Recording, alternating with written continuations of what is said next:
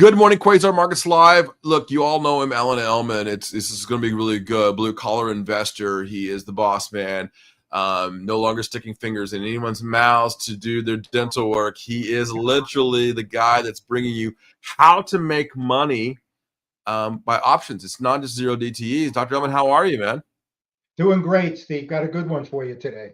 I love it. And I love the title of this one called $0 Collar. So I'm going to get out of your hair. I'm going to let you get going. I'm going to remove myself from this and let you explain to people covered call writing with protected puts. Yes, sir. Well, when you do covered call writing, there are times when you're looking to protect your trade. And when you protect your covered call trade, you can do it by buying a put option. And the way it works is you buy a stock. Let's set up an example. Let's say you buy it at $48 and you write your covered call, a $50 out of the money covered call. Let's say you get $2 in premium, 200 per contract. Now you want to protect your position. What if the share price declines precipitously? So we buy a put option, having the right to then sell our shares at that strike. So let's say we buy a 45 strike put option for $1. Well, we had a credit on the call for $2, a debit on the put side for $1. That was a net credit on the option side of $1, $100 per contract. So we have a ceiling on the call, $50.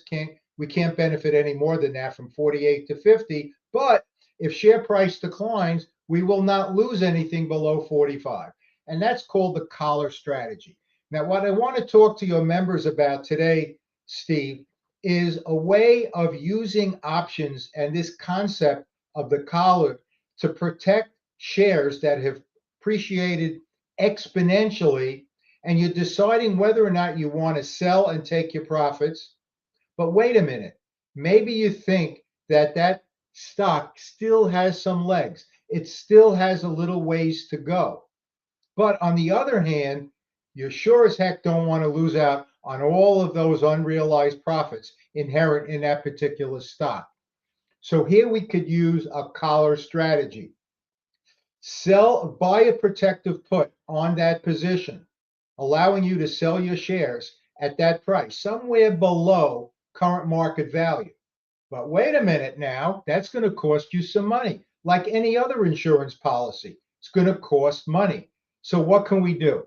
We could then sell a covered call, thereby funding that put.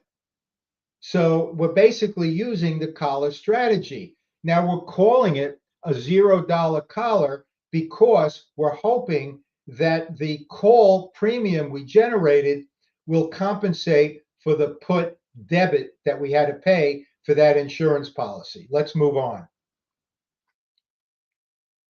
So what is the collar? Well, we went through that just a few seconds ago, but I want you to know that all of these options trades are in 100 share increments. So when we sell a call, to be covered, you have to first own 100 shares of that underlying security. So if we sell two covered calls and we want to do a collar, we would then purchase two put options. Now, the call option is typically out of the money. For calls, that means higher than current market value. Like the example I gave, buy a stock at 48 and you sell the 50 call. That's higher. So we're agreeing to sell our shares at a higher price. Now, the put is out of the money for puts, which is lower than current market value. In the example I gave, the stock was 48 and we bought the 45 put. So out of the money for calls is higher, out of the money for puts is lower. We always want to make sure that there's a net credit when we do the $0 collar or very close to it. Sometimes there may be a very, very small debit or very, very small credit, but we want to come as close to zero, making it a wash as possible. Let's move on. So the $0 collar is when the buy put price is similar to the sell call premium. and therefore it will be a wash or very, very close to it. Now, this strategy that I'm talking about now, the $0 collar, is especially useful in scenarios that I described before. We have a stock that's in the last, let's say, 2 years has gone to the moon. We bought it at 20 and now it's 200. My God, we got so much unrealized profit in that underlying security. Is it time to cash in? Like I said, but maybe you think it still has legs, but you want to protect those profits. So these are the scenarios when you're going to want to consider the $0 collar. Next slide. Now, in this example here, which for me is a little bit hard to read, I don't know about everybody else. What I'm showing you is a screenshot from an article I published a couple of months ago regarding NVIDIA. And at the time, NVIDIA was 99.07. Now, I'm sure many of you who purchased NVIDIA purchased it at a price much lower than that. And perhaps at that point in time, you were thinking, maybe I should take my profits. I think it's going to go up a little more. I'm not sure. And I'm really concerned about losing all these unrealized profits. So let's turn now to the option chains on that date, which was April 25th. On that date, what the options chain looked like. Now, I have to tell you, in this particular example, it actually works out exact, that the put debit is exactly the same as the call credit. Won't always work out that way, but you want to come close. So in this particular case, looking at the top right-hand side where that broken red arrow is, you could see here that the ask price on the 97 put out of the money, because remember now, NVIDIA was 99.07 at the time, out of the money for puts is lower than current market value. So that was 580. That was the cost, $580 per contract to protect the unrealized profits in NVIDIA from 99.07 down to 97. So let's say NVIDIA dropped precipitously down to 85. We could still sell it at 97 and realize the lion's share of our unrealized profits as of April 25th. So now we have our insurance policy in place, but heck, we don't want to pay $580 in debits. We don't want to do that. So let's look at the call side. On the call side, we could see that the out of the money 101 strike also had a bid price of $580. So for every covered call we sold at that strike, we would generate premium into our cash account of $580. So it's actually a wash. One other thing I want to point out to your members, Steve, is when we buy an option like we did with the put, we buy at the ask price, which is higher than the bid price. When we sell a covered call, like the left side of the screenshot on the top, we sell at the bid price, and that's a lower price than the ask price. So the difference between the bid and the ask is called the spread, and that's pocketed by the gazillionaire market makers. And we always want to deal with options that have very high liquidity, so there's not that much of a difference between the bid and the ask prices. Okay, so we have NVIDIA trading at 99.07. We're going to buy the 97 out of the money put. We're going to sell the 101 out of the money covered call for a wash. Let's put it into the trade management calculator on the bottom left of the screenshot.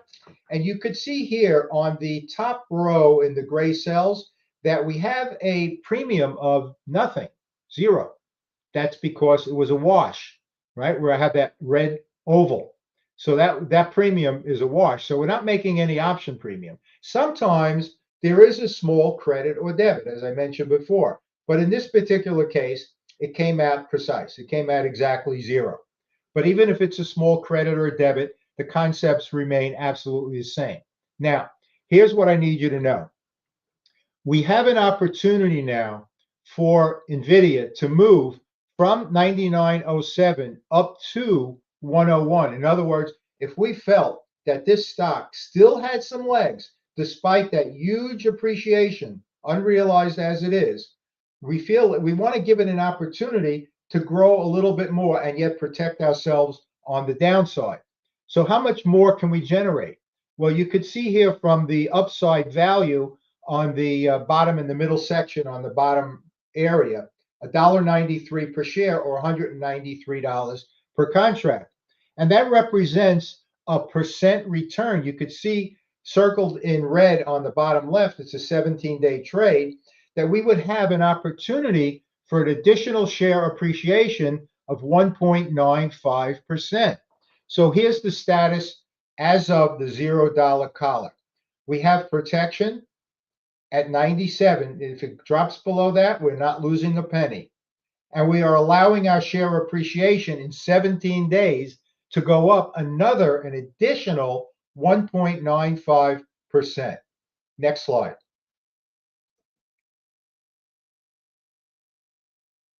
So have we accomplished our three goals with this particular $0 collar? Does it provide us downside protection against significant loss in share value? The answer is yes, because we cannot lose money below 97 if all of a sudden NVIDIA took a turn and headed dramatically south. So we are susceptible to a decline from 99.07 down to 97, but not a catastrophic one. That's what insurance policies are all about. Now, does it provide us an opportunity for limited share appreciation? When I say limited, if you were to annualize this out, it would still be significant, right? Because we had an opportunity to go from 99.07 to 101, which represents, as we said before, a 1.95% 17-day return. Ladies and gentlemen, that annualizes out to almost 42%. So I would call that significant, but for purposes of the $0 collar, I'm calling it limited because there is in fact a ceiling on share appreciation whenever you write a covered call. As a matter of fact, that is the main disadvantage of covered call writing, is upside is limited. But when we sell that covered call option, we are in fact lowering our cost basis, and that's the reason why we're putting ourselves in a position to beat the market on a consistent basis and many years substantially. Okay, what's the third goal now? We want this insurance policy to be low or no cost. Have we achieved that? Well, in this case, we have, because our debit was $5.80 a share, and so was our credit. So it was a total wash. The cost of this insurance policy was zero, and we're still allowing ourselves almost a 2% appreciation opportunity for NVIDIA in the next 17 days. Next slide, please, Steve. So just to summarize now, for those of us who have a portfolio consisting of low-cost basis securities, a lot of times investors will say, well, you know what, I'm gonna buy a protected put, and I'm going to protect my portfolio that way. But for those of us who want to do that but don't want to pay for it, consider the $0 collar, because it's going to represent a low or no cost way, sometimes a small profit when you're doing the collar, and still have that insurance policy in place. So in essence, it's not starting out as an options trade like I do in almost all of my portfolios, which start out as option trades. But if it's for those of you who have stock portfolios that have shares that have appreciated dramatically, and you want the combination of protecting the unrealized appreciation and at the same time still allowing for some degree of share appreciation moving forward. And that's I think that's the last slide, Steve. You want to just move forward one more? Yep, that's it. So Steve, I hope your members enjoyed this presentation. I wanted to show the Quasar community that options can be used in so many different ways, and our options portfolios can be crafted in so many different ways also, because I've talked to you on Quasar about setting up portfolios in a defensive way, in a more aggressive way, in a traditional way, but it can also be used in situations like this, and perhaps at some future time we'll talk about the stock repair strategy where we could lower our break-even points using options without paying for it. So perhaps that's a topic for another day. Yeah, and I'm gonna post here exactly how to get to you. It's the blue collar investor.com. And listen, I've known Alan here now a long time here, and for those of you who don't know, Alan gives of his time like almost everybody here at Quasar, and we appreciate your time. Take advantage of it. Click on that button, the bluecollarinvestor.com. You can reach out to Alan right through the website. You can sign up and learn these strategies. But more importantly, you get his calculators that he has personally made over these 3 decades of building this out. So, Alan, from Quasar Markets, from me, man, personally, thank you for being part of this, and we'll see you right back here next week. Thanks, Steve. Appreciate it. Take care.